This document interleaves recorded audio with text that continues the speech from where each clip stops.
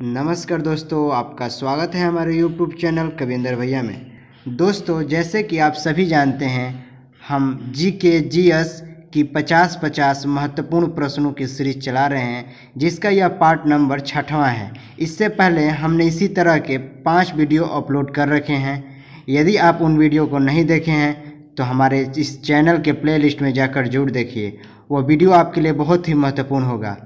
इस वीडियो के अंत तक जरूर बने रहें, क्योंकि ये वीडियो बहुत ही महत्वपूर्ण है। चलिए आइए आज का पहला प्रश्न स्टार्ट करते हैं।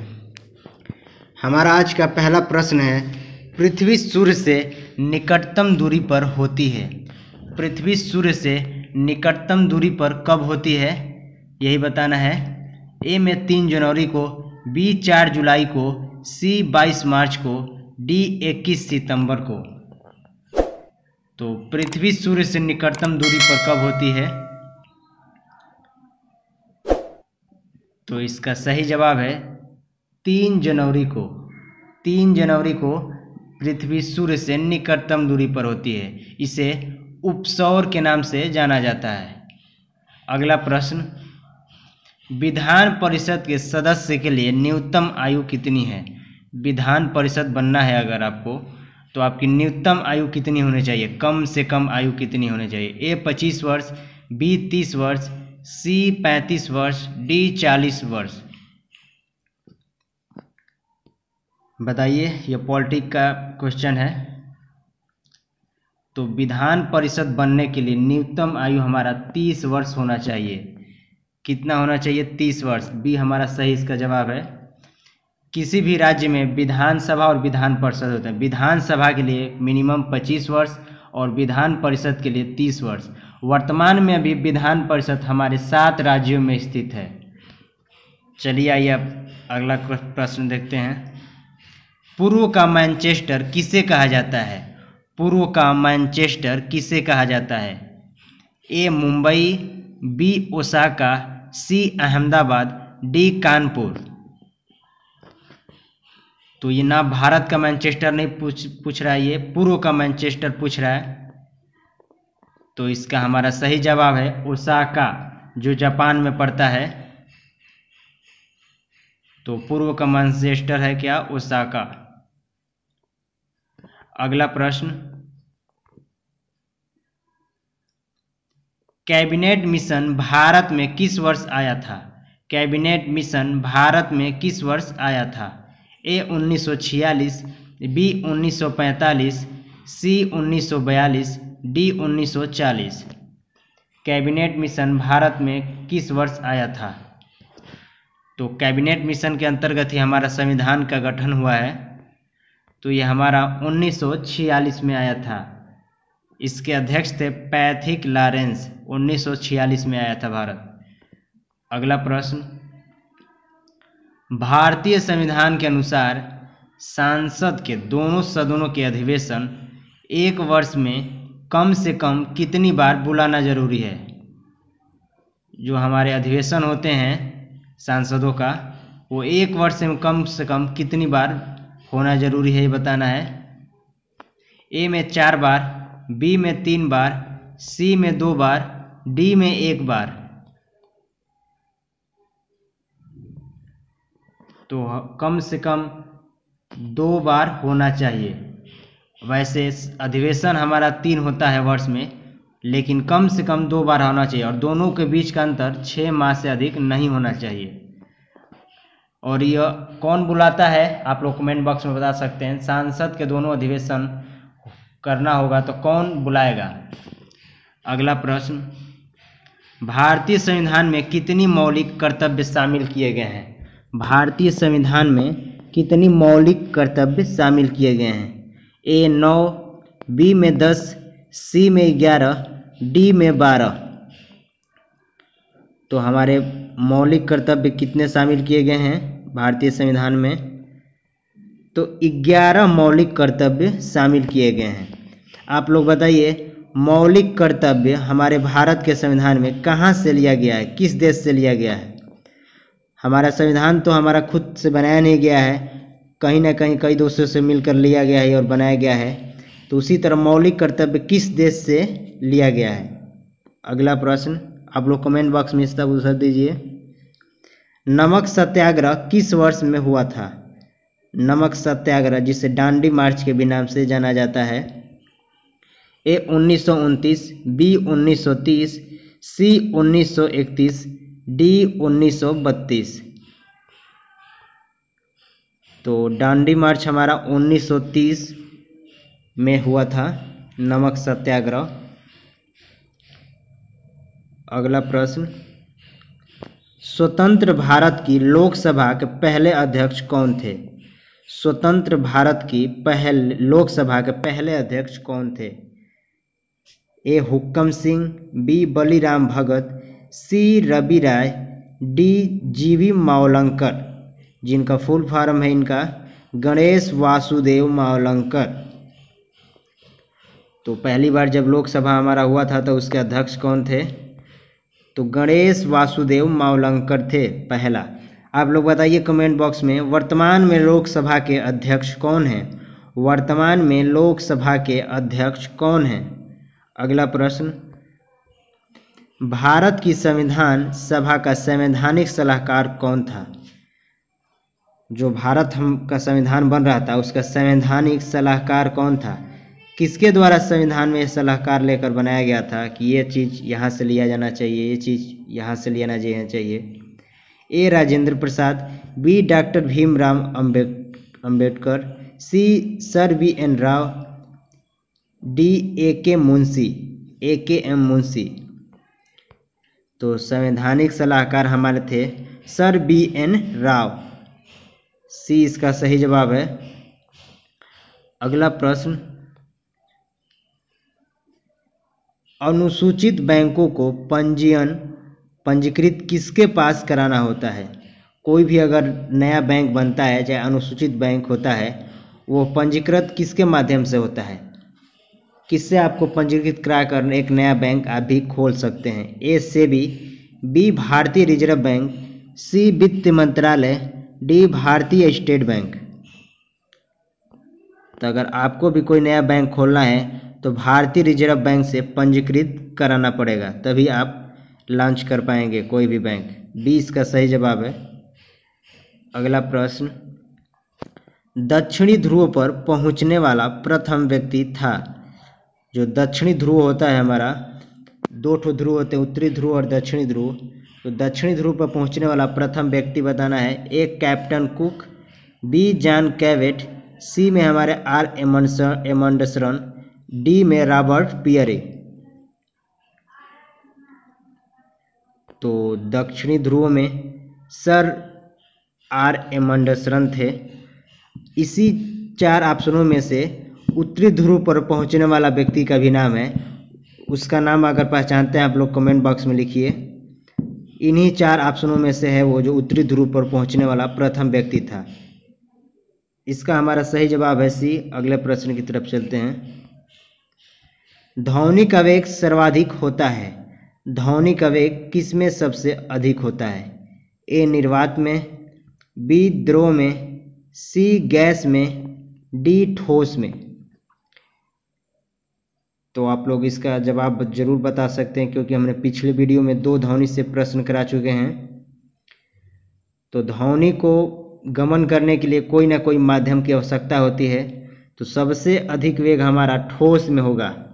ठोस में ध्वनि की चाल कितनी होगी आप लोग बताइए? हमने पिछले वीडियो में 2 बार बता दिया है। हवा में आपको हम बता दे रहे हैं, गैस में 332 मीटर प्रति सेकेंड होता है। ठोस में बताइए ठोस में कितना होता है? अगला प्रश्न, मौलिक अधिकारों का उल्लेख किस में किया गया है? जो हमारे मौलिक अधिकार हैं, वर्तमान में मौलिक अधिकार कितने हैं आप लोग बताइए? और ये भी बताइए मौलिक अधिकार किस देश से लिया गया है हमारे संविधान में?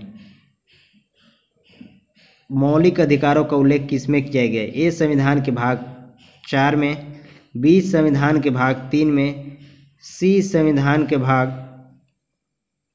18 में, डी संविधान के भाग 2 में। तो मौलिक अधिकारों का उल्लेख हमारे भाग 3 में किया गया है, जो 12 से 35 तक उल्लेख है मौलिक अधिकार। आप लोग बताइए जरूर कि मौलिक अधिकार किस देश से लिया गया है। अगला प्रश्न, शब्द फ्यूरर किसके लिए प्रयुक्त होता है? इतिहास में शब्द फ्यूरर किसके लिए प्रयुक्त होता है? A Hitler, B Mussolini, C Stalin, D Mao Tsung. तो फ्यूरर शब्द आप जरूर सुनेंगे। फ्यूरर हमारा हिटलर के लिए प्रयुक्त होता है। फ्यूरर का अर्थ होता है एकमात्र नेता, जो इसके जैसा कोई नेता नहीं हुआ, इसीलिए इसको संज्ञा दिया गया है। जो हमारा विश्व युद्ध हुआ था 1939 में द्वितीय विश्व युद्ध हुआ था, इसी का देन था। इसी के कुछ गलती कर दिया था जिसके कारण विश्व युद्ध चालू हो गया था। अगला प्रश्न, संसार की सबसे लंबी नदी है? विश्व की सबसे लंबी नदी बतानी है। ए अमेजन, बी नील नदी, सी मिसिसिपी, डी जम्बेजी नदी। तो सबसे लंबी नदी नील नदी है, जो मिस्र में बहती है। अगला प्रश्न, भूगोल शब्द प्रेयरी का अर्थ क्या है? भूगोल शब्द में प्रेयरी जो शब्द आता है उस किसके लिए उपयोग होता है ये बताना है। ए उत्तरी अमेरिका के शीतोष्ण घास के मैदान, बी दक्षिणी अमेरिका के शीतोष्ण घास के मैदान, सी भूमध्य रेखा के निकट शांत और हल्की परिवर्तनीय पवनों का क्षेत्र, डी इनमें से कोई नहीं। तो प्रेयरी शब्द जो होता है घास का मैदान है शीतोष्ण, जो उत्तरी अमेरिका के शीतोष्ण घास का मैदान है। ये इसका सही जवाब है। अगला प्रश्न, वायुमंडलीय दाब का नाप किससे किया जाता है? जो वायुमंडल में दाब हमारा नापना होता है, किस प्रकार की कैसी घटना कितना है, दाब नापने के लिए किस यंत्र का प्रयोग किया जाता है? ए हाइड्रोमीटर, बी बैरोमीटर, सी हाइग्रोमीटर, डी एल्टीमीटर। तो वायुमंडल में दाब नापने के लिए हमारा बैरोमीटर का उपयोग होता है। बैरोमीटर का उपयोग होता है। बताइए, उड़ती हुए विमान की ऊंचाई नापने के लिए किस यंत्र का प्रयोग किया जाता है? इन्हीं चार ऑप्शनों में से उसका भी जवाब है। उड़ते हुए विमान की ऊंचाई नापने के लिए किस यंत्र का प्रयोग किया जाता है? अगले प्रश्न की तरफ चलते हैं। जीन परिवर्तन किसमें होता है? जीन परिवर्तन किसमें होता है? ए डीएनए में, बी आरएनए में, सी क्रोमोसोम्स में, डी राइबोसोम्स में। बताइए आप लोग इसका जवाब अगर पता है आपको तो जीन परिवर्तन हमारे डीएनए में होता है। डीएनए का फुल फॉर्म क्या होता है? कमेंट बॉक्स में बताइए। डीएनए, हम आरएनए का आपको फुल फॉर्म बता दे रहे हैं, ribo nucleic acid. Ribo nucleic acid DNA का आप लोग कमेंट बॉक्स में ज़रूर बताइए। अगला प्रश्न, यकृत द्वारा स्रावित पित्त रस कहाँ संचित रहता है? आपको ये बता दिया कि यकृत से पित्त रस स्रावित होता है, लेकिन ये जब ये स्रावित होता है तो कहाँ यह संचित होता है ये बताना है आपको। ए पित्ताशय में, बी डुओडिनम नली में, सी स्वयं यकृत में ही, डी तिल्ली जो स्प्लीन के नाम से जाना जाता है इंग्लिश में। तो पित्त रस जो स्रावित होता है ये पित्ताशय में जमा होता है। पित्त रस का पीएच मान 7.7 होता है। जब 7.7 हो गया तो इसकी प्राकृतिक कैसी होगी? आप लोग कमेंट बॉक्स में बताइए। यह अम्लीय होगी या क्षारीय होगी? पित्त रस का पीएच मान 7.7 है। चलिए अगला प्रश्न देखते हैं। नींबू और संतरे में उपस्थित अम्ल कौन सा है? नींबू और संतरे में देखिए, ये भी पीएच मान से ही संबंधित आ गया। अगर इसका आप लोग पीएच मान जानते होंगे तो ज़रूर बता सकते होंगे इसका करेक्ट आंसर। ए में एसिटिक अम्ल, बी में हाइड्रोक्लोरिक अम्ल, सी में साइट्रिक अम्ल, डी में ऑक्जेलिक अम्ल।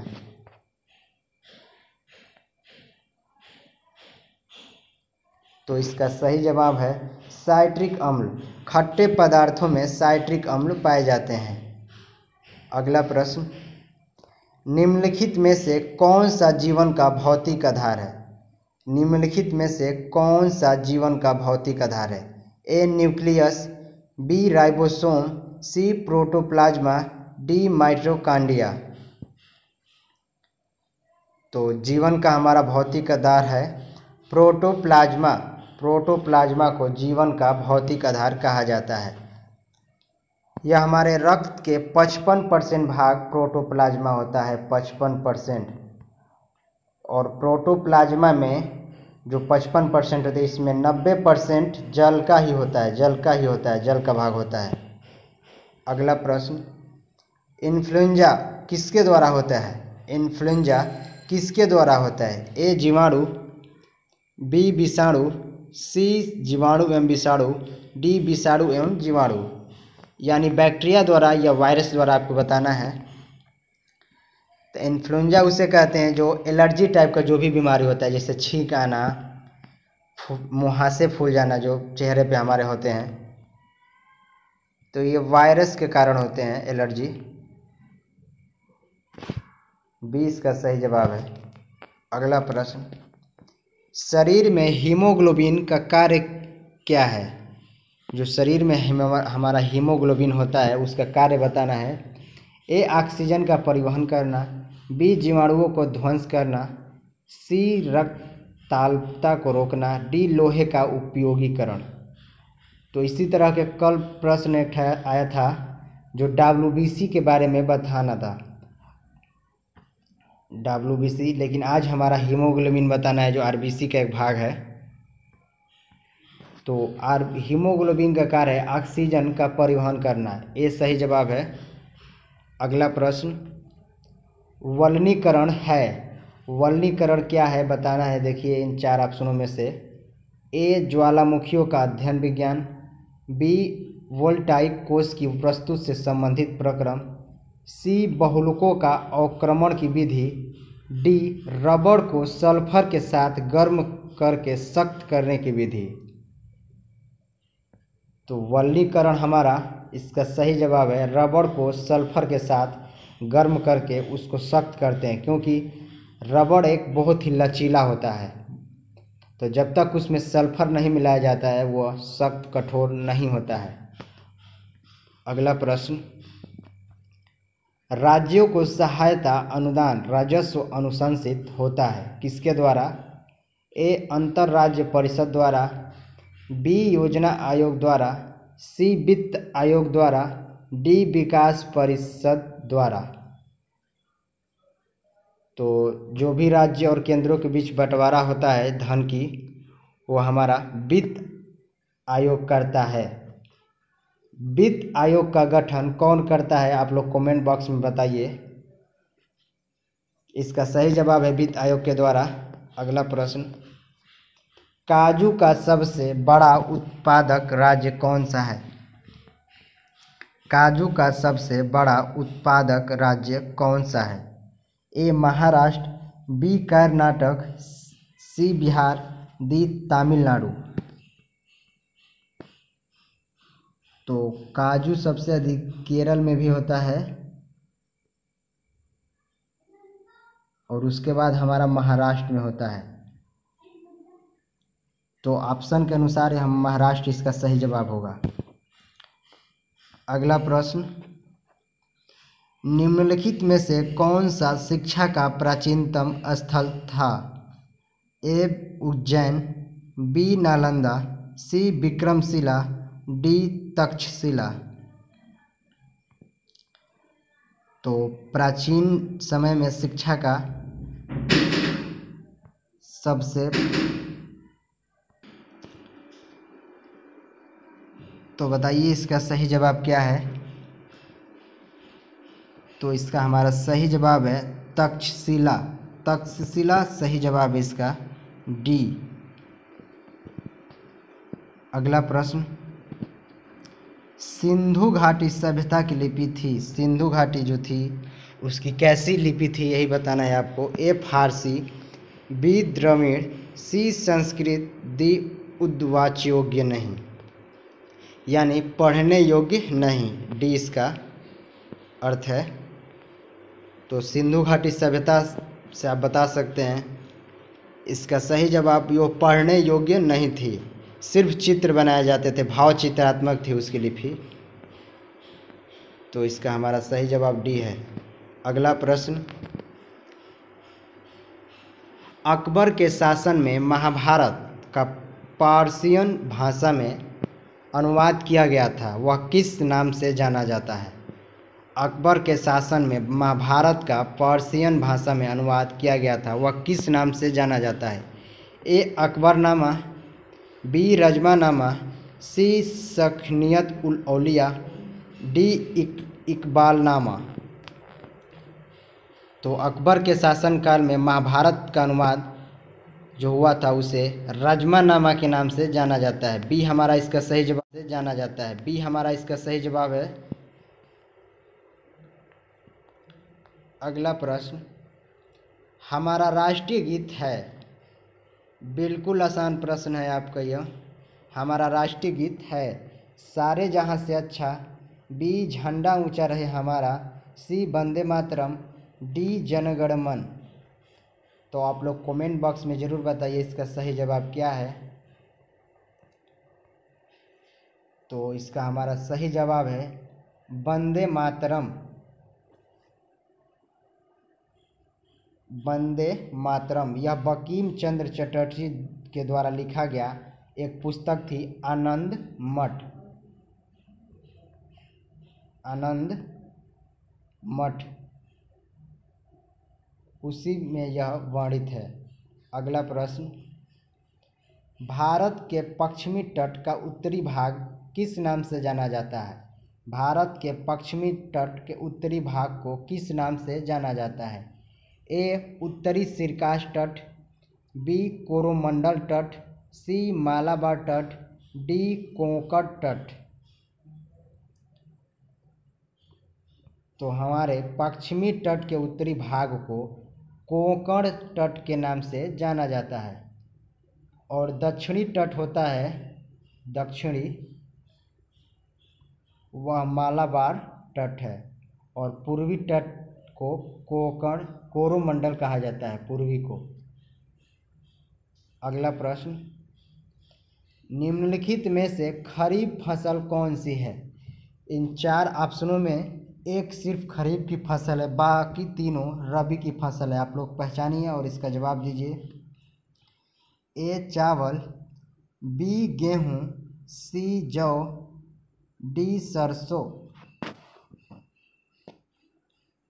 तो खरीफ की फसल हमारा चावल है, जो जून जुलाई में बोई जाती है और अक्टूबर नवंबर में काट ली जाती है। हमने आपको खरीफ की फसल का सीजन बता दिया, आप लोग रबी की फसल का सीजन बताइए, कब बोया जाता है और कब काट लिया जाता है।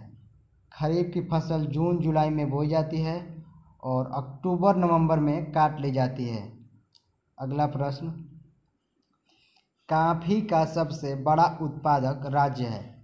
कॉफ़ी सबसे बड़ा उत्पादक किस राज्य में होता है? ए तमिलनाडु, बी कर्नाटक, सी केरल, डी आंध्र प्रदेश।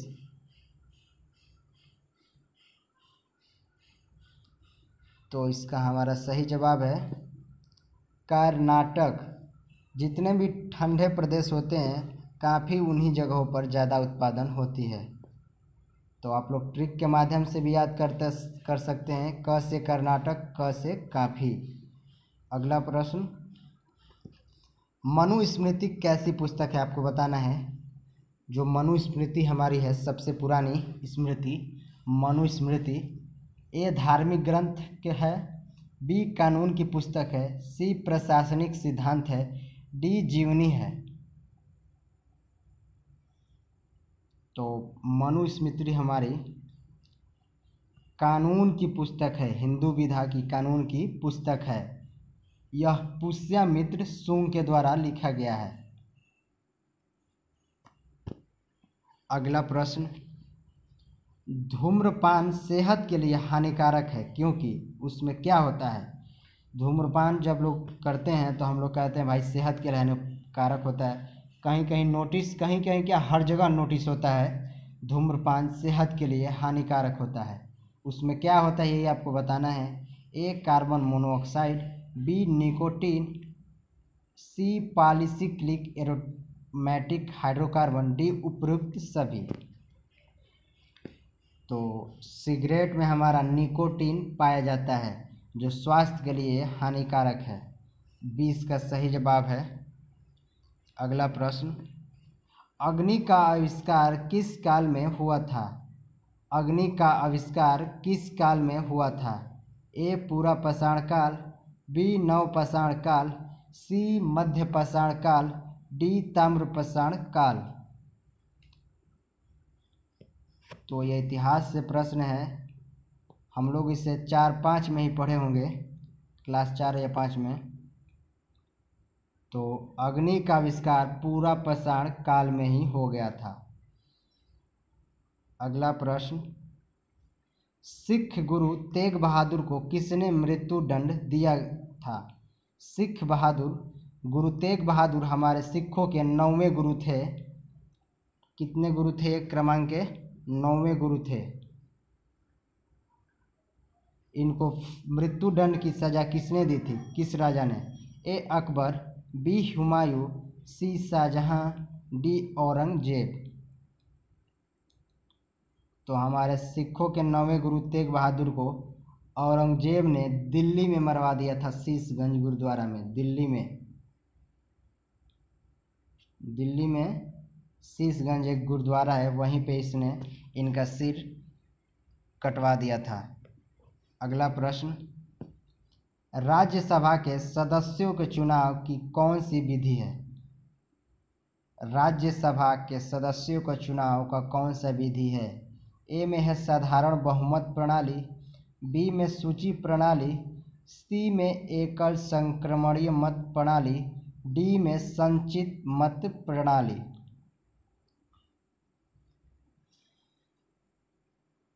तो इसका हमारा सही जवाब है एकल संक्रमणीय प्रणाली। आप लोग कमेंट बॉक्स में बताइए, राज्यसभा का कार्यकाल कितने वर्ष का होता है?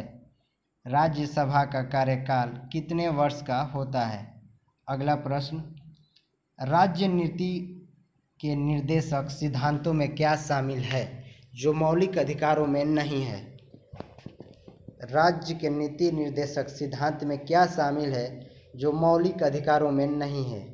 इन ऑप्शनों में से बताना है। ए अस्पृश्यता का उन्मूलन, बी आने जाने की स्वतंत्रता, सी धर्म की स्वतंत्रता, डी कुटीर उद्योग की प्रोत्साहन।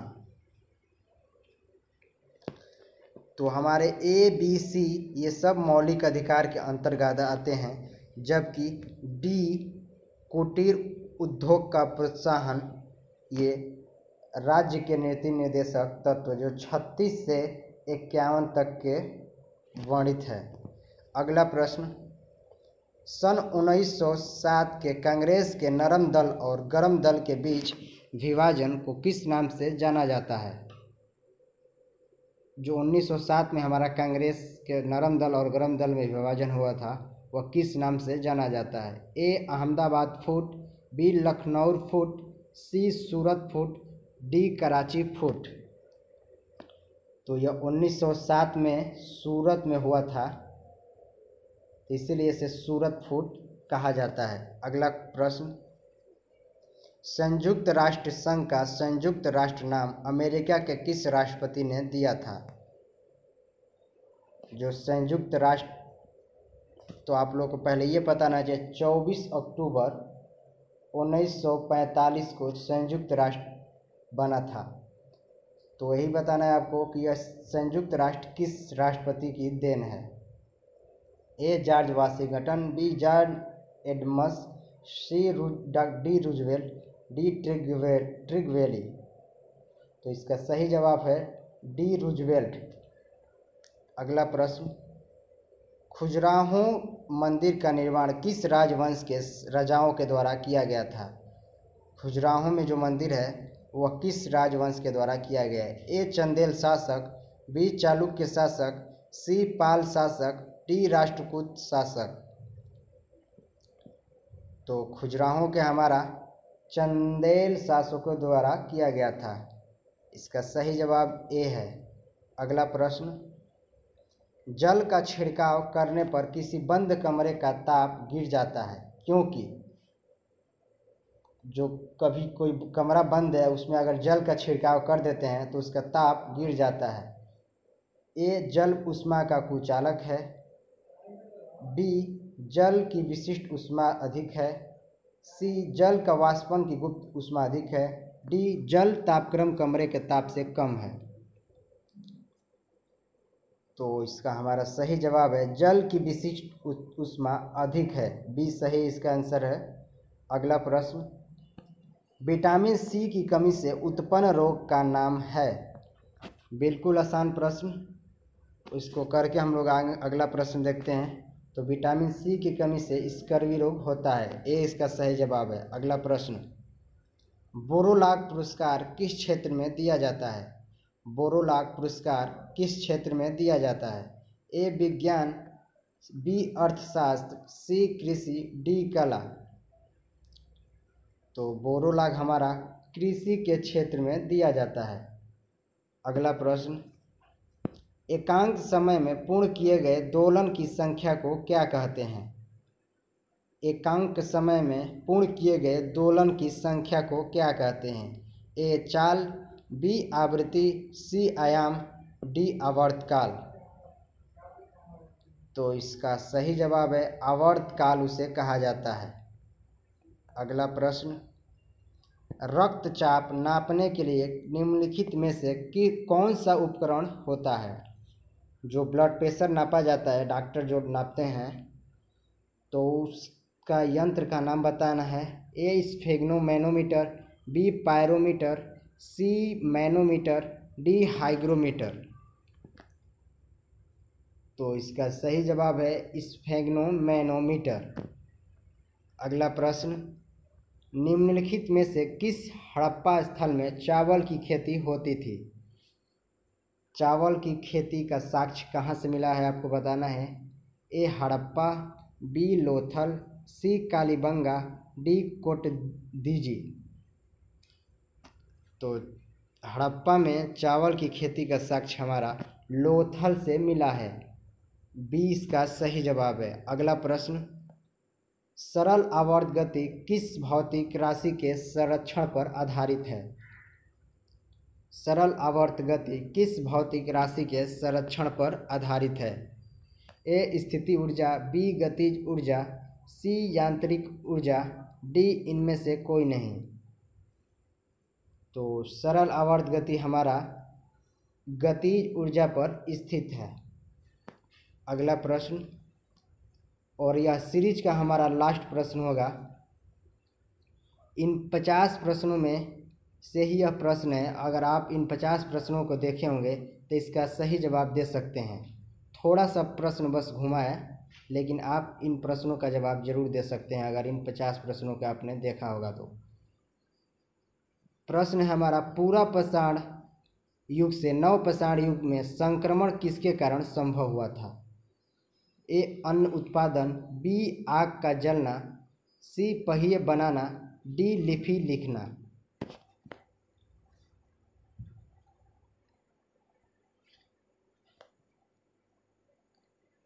तो इसका सही जवाब है हमारा आग का जलना। हमारा सीरीज यहीं पे ख़त्म होता है, फिर मिलते हैं आपसे अगले वीडियो में। नमस्कार।